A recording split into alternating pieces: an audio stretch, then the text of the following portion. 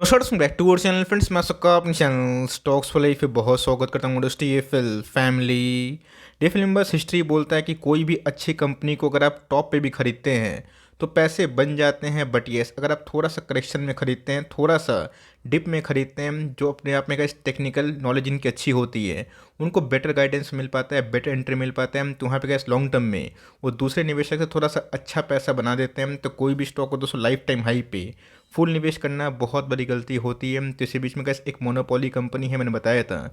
जैसे ही करेक्शन का phase continue होगा और फर्स्ट करेक्शन हमें दिखाई पड़ेगा, मैं वीडियो लेके आ जाऊंगा। पिछले कुछ समय से मैं इसको कवर नहीं कर रहा था बिकॉज प्रीमियम बहुत ही हाई हो गया था और स्टॉक में एक तरफा रैली कोई भी स्टॉक के लिए अच्छी बात नहीं होती है। बट इसी बीच में गैस, अगर आपको कोई अच्छी कंपनी को होल्ड करना है जो मोनोपोली हो और बुफेट साहब का शेयर हो, मतलब मैं वॉरेन बफेट की बात बोल रहा हूँ, तो ऑफकोर्स उसमें लॉजिक है या फिर नहीं, ये समझना बहुत ही इंपॉर्टेंट हो जाता है। तो चाहिए 6 तारीख को इनके आने वाले हैं Q3 के नंबर्स और नंबर्स के पहले करेक्शन हमें दिखाई दे चुका है। तो फटाफट डिस्कस करेंगे, बहुत इंटरेस्टिंग वीडियो होने वाली है। चैनल फर्स्ट टाइम होंगे सब्सक्राइब कर सकते हैं इस तरह क्वालिटी कंटेंट को सबसे पहले एक्सेस करने के लिए। Now without telling any for time, let's begin.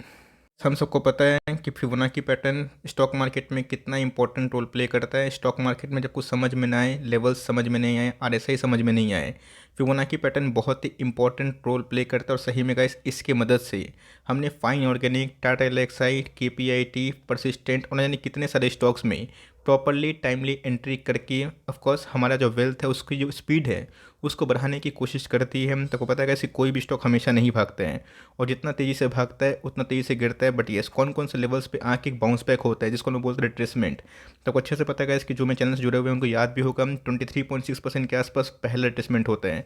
दूसरे की बात की जाए 38.2, तो ऑफकोर्स कैसे ये जो दोनों गैप है ना, ये 23 के बाद 38 तभी होता है जब कंपनी के फिनेंशियल्स में खराबी आए, फंडामेंटल्स में, टॉप लाइन में, बॉटम लाइन में, मार्जिन्स में खराबी आए और एक नेगेटिव न्यूज़ आए। वरना गैस हमेशा देखा जाता है कि 23% के बाद कंपनी जो अच्छी होती है बाउंस बैक करती है। लेकिन यस, अगर ये गैप तभी फुलफिल होता है जब कंपनी के सेक्टर में प्रॉब्लम हो, जब कंपनी के बिजनेस में खराबी हो। और उसके बाद गैस ये जो गैप है ना 61.8% के आसपास, ये तभी होता है जब कंपनी काफ़ी हद तक कॉम्पिटिटिव एडवांटेज खो दे और उनके जो अर्निंग्स में काफ़ी कोलैप्स वाला साइन हो जाए। देखें, बीच बीच में गैस हेल्दी करेक्शन होना बहुत ही इंपॉर्टेंट है। और यस, आज आप देख के चौंक जाएंगे, सेम 223.2% या फिर 6% के आसपास एग्जैक्टली वही फिबोनाची पैटर्न का चार्ट दोस्तों आज हमें एक मोनोपोली कंपनी में हिट होता हुआ देखने को मिल चुका है। तो जिनका सबको पता है कि स्टॉक मार्केट में हमेशा तेज़ी नहीं रहेगी, बट बॉटम के बाद रिकवरी भी होती है। तो इन सब डिप में अगर आप निवेश करते हैं तो क्या होता है कि आपके पैसे बनने की संभावना हाई होते हैं। मैंने कभी भी दोस्तों फोमो में आके आपको स्टॉक बाई करने की सलाह नहीं दी है बिकॉज स्टॉक किसी को पता नहीं होता है। करते भी हम 10 स्टॉक खरीदने की ताकत है, 2-3 से स्टार्ट करिएगा, बट रिमेनिंग पैसे आपके हाथ में ज़रूर होने चाहिए।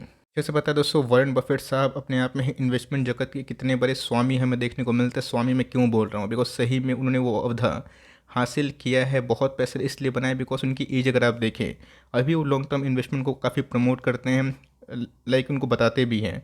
आज के टाइम में अगर आप देखें, डिविडेंड यील्ड कोको कोला कितना है, 3% के आसपास। लेकिन आपको पता है ये तो NYSE का चार्ट हमें देखने को मिलता है। तो कौन सी कंपनी इसी सेक्टर में है, इसी इंडस्ट्री में है, जब को भरपूर खरीदने का मौका दे सकती है। जैसे पता है दोस्तों, दो जाइंट कंपनी है, बीच में रिलायंस भी एक कोला बिजनेस में आएगी, तो इससे का इस पेप्सिको या फिर कोको कोला कुछ भी बाल बाका नहीं होगा। आने वाले कल में का इस कंजम्पशन का स्टोरी आपको समझाने की आवश्यकता नहीं है। अभी के टाइम में बहुत सारे QSR कंपनी पिट तो रहे हैं, बट उसमें बाउंस बैक भी उसी रफ्तार से होगी बिकॉज कभी बेवरेज कंपनी और जो फास्ट फूड वाली कल्चर वाली बिजनेस हैं वो जल्दी कोलैप्स नहीं होते हैं जब तक उसमें स्कैम ना हो जाए। तो कंपनी की बात की जाए पेप्सिको, आप देख सकते हैं कि ये भी स्टॉक मार्केट में US में हमें देखने को मिलेगा और इसने भी गैस मेगा पैसे बनाए। और इसके भी यील्ड की बात की जाए 3% के आसपास है, मतलब गैस इन्होंने बस प्लॉट करके 15-20 साल रोका और उसको छोड़ दिया। तो आज गैस डिविडेंड से ही उनका घर और संसार चल जा रहा होगा। बाजार में हमारा जो भारतीय बाजार में है उसमें कौन सी कंपनी है, वरुण बेवरेज, आपको याद भी होगा। तो उसमें मैंने कितने बार आपको मना किया था, 1100 के ऊपर मत खरीदिए, 1200 में मत खरीदिए, 1300 में मत खरीदिए, 1400 में तो खरीदिए ही मत। आप देख सकते हैं कि रिट्रेसमेंट का लेवल हमें देखने को मिल रहा है। आज के लो की बात की जाए कितना है दोस्तों, 1100। आप जाके अपना कैलकुलेटर खोलिए और जाके चेक करिए, 1432 गैस इनके लाइफ टाइम हाई है। वहाँ से अगर आप 23.2% के आसपास माइनस करेंगे हम एग्जैक्टली गैस नंबर्स के बाद, ये उसी लेवल्स की आज के दिन लो लगाया था 1100 के बाद हमें थोड़ी सी बाउंस बैक देखने को मिली अगर नंबर्स में।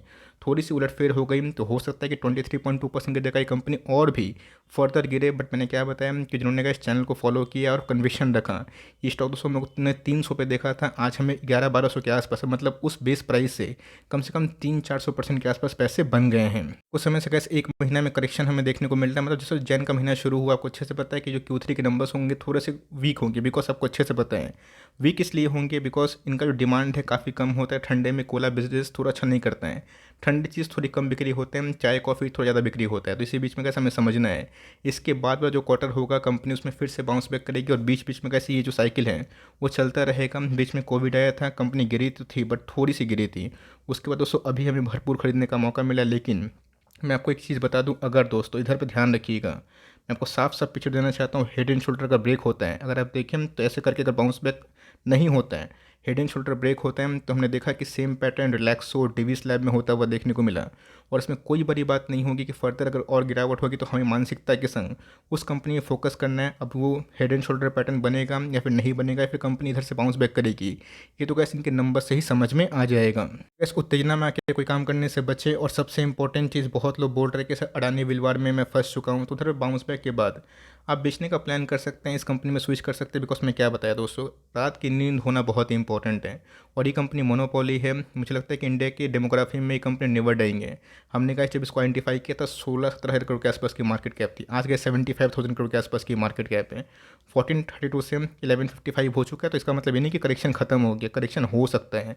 हमें फिबोनाची पैटर्न से आइडिया लेना है, बट येस कौन कौन से जगह पे कौन कौन से लेवल्स पे बॉटम आउट छोड़ के थोड़ा थोड़ा पैसा लगाना है, इस बात की स्किल होना बहुत ज़रूरी है। तो अर्निंग्स इनके बहुत दमदार थे, जिसकी वजह से 70-80 का पी अभी के टाइम 52 के आसपास है। बट कंपनी की ROC और ROE भी दोस्तों काफ़ी इनलाइन और काफ़ी इंप्रूव हो चुके हैं। तो गैस बताने की आवश्यकता नहीं है, पिछले कुछ समय से कंपनी ने रोबस्ट नंबर पेश किए और गैस की कंपनी ने 3 साल में 3 बार बोनस भी दिया है। तो आपको अगर देखने को मिला होगा तो आपको समझ में ऑलरेडी आ चुका, कोई कंपनी के टॉप लाइन हमें बीच में कोविड के टाइम ख़राब होते हुए देखने को मिले थे और उसके बाद कंपनी ने ट्रिमेंडस रिकवरी करके सबको शॉक किया। 21% के आसपास ऑपरेटिंग मार्जिन्स, एक बहुत बड़ा मार्जिन कंसिडर किया जाता है। नेट प्रॉफिट की बात की जाए, गैस हमें TTM में हाईएस्ट एवर दिखाई दे रहे हैं। रिजर्व्स की बात की जाए, बैंक बैलेंस की बात की जाए, कैश की बात की जाए, उसमें हमें थोड़ी सी उछाल देखने को मिल रही है। रिजर्व पहले से बढ़ा है और जो उनकी बोरोइंग्स थी वो थोड़े कम होते हुए देखने को मिल रहे हैं। बोरोइंग्स कम होगा तो अच्छी बात है कि लोन रिपेमेंट में इनको ज़्यादा पैसा नहीं जाएगा और इनके मार्जिन्स और भी मजबूत हो जाएंगे। ध्यान रखिएगा, यहाँ पे FIS का बहुत ही प्रिय स्टॉक बन चुका है। FIS की होल्डिंग अभी के टाइम में हाईएस्ट एवर है।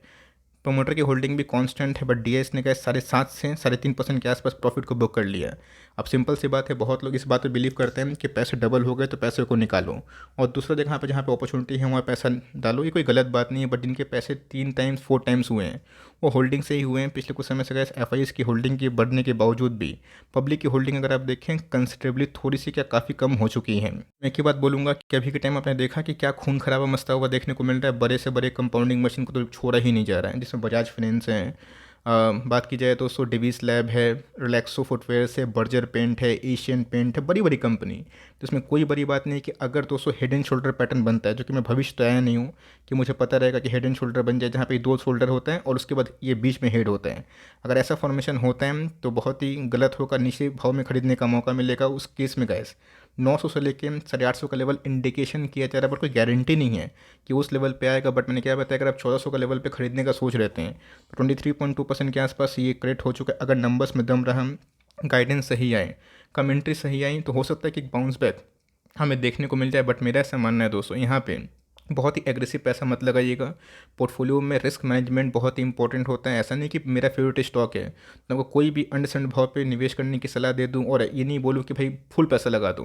5% से ऊपर वेटेज किसी भी कंपनी को मत दीजिए। बहुत कन्विक्शन तो 7% और बहुत है हाई कन्विक्शन है कि मैं बेचूंगा ही नहीं, तब 10% अपना आप कर सकते हैं। वरना क्या होता है कि मार्केट में गैस जब खून खराबा होता है तो हम लोग बहुत डिपेंडेंट हो जाते हैं उस स्टॉक का चलने का। तो मैं एक ही बार बताता हूँ दोस्तों, आपको याद भी होगा मैंने आपको बार बार जब इसने 1100 का लेवल तोड़ा था बताया था कि रैली तो आ रही है बट सस्टेनेबल होगी या फिर नहीं होगी इसमें डाउट है। तो बहुत लोग वेट एंड वॉच कर रहे थे, बहुत लोग थोड़ा सा वेट किए थे, संभल गए थे, फिबोनाची को फॉलो किए थे। तो अगर खरीदने का कोई निचले भाव पे मौका मिलता है और नंबर्स के बाद जो कि 6 फेब को आएगा, गुड न्यूज़ का इस तरह पे ये है कि कंपनी ने इस बार डिविडेंड को लेकर भी कुछ अनाउंसमेंट किए, देखते हैं कितना बांटते हैं। बट यस, अगर डिविडेंड सही आता है और नंबर सही आता है, जो हमारी फोकस होगी और गाइडेंस सही आता है, तो इस कंपनी में एक अच्छी खासी लॉन्ग टर्म में पोटेंशियल ज़रूर है, बट येस मैं ये उम्मीद नहीं कर रहा हूँ कि कंपनी अपने बॉटम से कोविड के बाद 4 गुना 5 गुना अगर हो गई है तो संग संग नेक्स्ट ईयर और उसका नेक्स्ट ईयर पैसे बनेंगे, 5 ईयर्स का होरिजन रहेंगे।